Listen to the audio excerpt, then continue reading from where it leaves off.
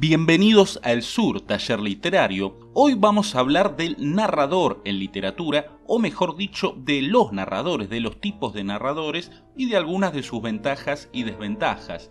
Vamos a comenzar por una distinción que para algunos puede resultar básica, casi escolar, pero para otros seguramente será útil, así que voy a comenzar por distinguir entre narrador en primera y tercera persona. Antes aclaremos que la figura del narrador no debe confundirse con la del autor. El narrador siempre es un personaje más, incluso en los casos en que no sabemos nada de él. No tiene que ver este narrador con el otro señor que publica sus libros y con suerte de tanto en tanto cobra regalías, salvo por el hecho de que uno creó al otro, de que el escritor creó al narrador. Vamos entonces con el narrador en primera persona, que es el que habla desde su yo. Un ejemplo clásico es el del Corazón delator de Edgar Allan Poe, que empieza diciendo así: es cierto, siempre he sido nervioso, muy nervioso, terriblemente nervioso. Pero ¿por qué afirman ustedes que estoy loco? La enfermedad había agudizado mis sentidos, en vez de destruirlos o embotarlos, y mi oído era el más agudo de todos. Oía todo lo que puede oírse en la tierra y en el cielo, muchas cosas oí en el infierno. En este caso, el personaje cuenta una historia protagonizada por él mismo, y por ende se trata de un narrador protagonista. Este tipo de narrador es fácil de manejar porque nos permite decir muchas cosas directamente, como comenté en mi video sobre la información en literatura, que por si no los vieron se los dejo por ahí en una tarjeta o en la pantalla final de este video. La primera persona también nos saca de encima el continuo uso del nombre del protagonista o de los pronombres que suele requerir la tercera persona, así como algunas ambigüedades generales, especialmente en el uso de los posesivos, que también surgen en la tercera persona y son bastante molestos. La evidente desventaja de la primera persona protagonista es que estamos restringidos al punto de vista de un personaje, de ese protagonista, y nunca sabremos más de lo que él puede saber. Así que si no se nos puede complicar en algún momento si nosotros estamos escribiendo la historia y no la planeamos de antemano, como suelo hacer yo por ejemplo, y de golpe se nos ocurre una buena idea para seguir, pero es algo que el personaje no puede saber, pero sí que debería saber el lector. Bueno, en esos casos se puede complicar un poco el asunto. También se ha dicho que la primera persona debe ser muy particular, casi rozando la extravagancia, tener una personalidad muy atractiva o de otro modo el lector se aburrirá de ella. Esto es discutible, pero si me pongo a pensar en primeras personas famosas, todas ellas son bastante particulares, así que en ese sentido también es un desafío construir una buena primera persona. Con una tercera persona uno se puede dar el lujo de ser un poco más común, por así decirlo. También podemos tener un narrador en primera, pero que cuente una historia protagonizada por otros, como es el caso de La intrusa, el cuento de Jorge Luis Borges, que empieza de esta manera. Dicen, lo cual es improbable, que la historia fue referida por Eduardo, el menor de los Nelson, en el velorio de Cristian, el mayor, que falleció de muerte natural hacia 1890 y tantos en el partido de Morón. Lo cierto es que alguien lo oyó de alguien en el decurso de esa larga noche perdida entre mate y mate y la repitió a Santiago de Above porque la supe. Años después volvieron a contarme la enturdera donde había acontecido. La segunda versión, algo más prolija, confirmaba en suma la de Santiago con las pequeñas variaciones y divergencias que son del caso. La escribo ahora porque en ella se cifra, si no me engaño, un breve y trágico cristal de la índole de los orilleros antiguos. Lo haré con probidad, pero ya preveo que cederé a la tentación literaria de acentuar o agregar algún pormenor. A este narrador se lo llama narrador testigo porque nos está contando algo que vio por sí mismo o, como en el caso de este ejemplo, algo que le contaron. Este narrador está restringido en sus conocimientos y aún más que el narrador protagonista, porque como está contando la historia de otro no puede entrar en las mentes de esos otros y a menudo debe inventar o especular para completar el rompecabezas narrativo, sea porque es incapaz de conocer a ciencia cierta las intenciones de las personas o porque le faltan datos. Sin embargo, esta aparente desventaja termina siendo la principal virtud de este tipo de narrador. Fijémonos en el inicio de La intrusa que acabamos de leer.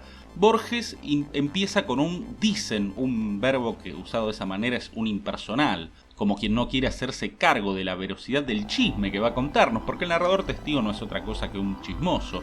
Acto seguido, nos dice que es improbable lo que nos narrará a continuación, aunque no se refiere a la historia, sino a la historia de la historia, que es lo que empieza por contarnos él.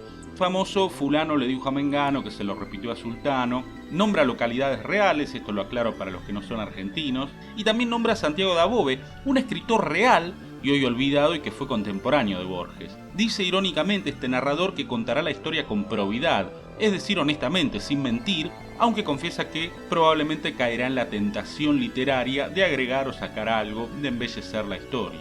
Estas vacilaciones, estos descréditos del narrador, contribuyen paradójicamente a darle mayor verosimilitud porque reproducen a la perfección el modo en que contamos y en que nos cuentan los hechos en la vida real. ¿Quién no rellena sus olvidos con invenciones, voluntarias o no? Salvo que seamos Funes el Memorioso, no podemos reproducir con exactitud la historia de nadie, ni siquiera la de nosotros mismos. Solemos falsear nuestros propios recuerdos. El narrador testigo, esa especie de chismoso de lujo, es quizás entonces el más humano de los narradores, aunque por supuesto no nos va a servir para todos los casos. Otra cosa que cabe aclarar es que este narrador en primera persona a veces termina pareciéndose a uno en tercera, precisamente porque está contando una historia protagonizada por terceros. Así sucede en este cuento La Intrusa, que dicho sea de paso se los recomiendo si no lo leyeron. Otra aclaración, a veces el narrador testigo puede intervenir en la historia como personaje secundario. Es célebre el caso de Watson narrando las aventuras de Sherlock Holmes y al mismo tiempo siendo vital partícipe de ellas. Vamos ahora con los narradores en tercera persona. Un muy poco usado narrador es el narrador observador, que registra los hechos como si fuera una cámara de seguridad, pero no penetra en la mente de los personajes. Narra asépticamente, objetivamente lo que ve. Se usa precisamente para eso, para dar una sensación de objetividad. Fue propio de ciertos experimentos literarios. A menudo se confunde con el narrador testigo y la verdad no creo que valga la pena mucho detenernos en él. El narrador omnisciente es el clásico narrador en tercera, un narrador dios, que puede saber lo que saben todos sus personajes, escuchar lo que piensan, sentir lo que sienten, etc. Hoy suele usarse una especie de omnisciente restringido, que sí que ya sé que la expresión es un oxímoron, que es contradictoria, por eso a menudo se le llama a esta variante narrador equisciente. No importan los nombres, sino que sepamos cómo usarlos. El narrador equisciente es omnisciente respecto solo a un personaje, es decir, está focalizado en el personaje protagonista y sabe solo lo que ese personaje sabe, no puede leer la mente de los demás salvo que nuestro protagonista tenga poderes paranormales o algo así. En las novelas es común que en los distintos capítulos o secciones el foco salte de un personaje a otro, pero mientras esté focalizado en ese personaje, el narrador siempre se limitará a la percepción y conocimiento, justamente de ese personaje. Va a ser omnisciente respecto a ese personaje, va a saber todo de ese personaje, pero no de los otros. Creo innecesario dar ejemplos de estos tipos de narradores que tanto abundan. Stephen King suele usar algo bastante parecido al omnisciente clásico, es uno de los autores que lo conservan. Por si les interesa, les dejo el análisis de It en la pantalla final de este video, donde, si bien creo que no mencioné la cuestión de la omnisciencia, se van a dar cuenta de que está ahí. Y estos son los narradores más frecuentes, más allá de mi aclaración sobre el narrador observación, que es un poco confuso y extraño. En internet hay quienes consideran el uso del monólogo interior como un tipo de narrador más, pero yo lo considero un recurso literario, no un tipo de narrador. Y también, que no me voy a olvidar, hay narraciones escritas en segunda persona. Sí, son pocas, pero existen. Vamos a dar dos ejemplos. Uno es el de Carlos Fuentes y su conocida novela breve o cuento largo, Aura, que empieza de la siguiente manera. Lees ese anuncio. Una oferta de esa naturaleza no se hace todos los días. Lees y relees el aviso. Parece dirigido a ti, a nadie más. Distraído dejas que la ceniza del cigarro caiga dentro de la taza de té que has estado bebiendo en ese cafetín sucio y barato. Como ven, se convierte al lector en protagonista, y los que como yo ya tienen algunos años habrán pensado en los libros de Elige tu propia aventura, que también estaban en segunda persona y de hecho, de ahí su nombre, te daban opciones para que elijas qué rumbo tomar. Pero no era ese el otro ejemplo que quería darles, sino el de Matilde debe morir, reciente novela del escritor Cristian Acevedo. Les dejo en la descripción un video en el que el propio autor les va a leer el primer capítulo. Borges decía que lo más difícil era conocer a los contemporáneos, ya que el tiempo y la historia de la literatura, no les había dado todavía su lugar, no los había ordenado como a los clásicos. Los clásicos ya sabemos que hay un canon que nos dice más o menos a quién vale la pena leer, más allá de que después uno tenga sus gustos personales.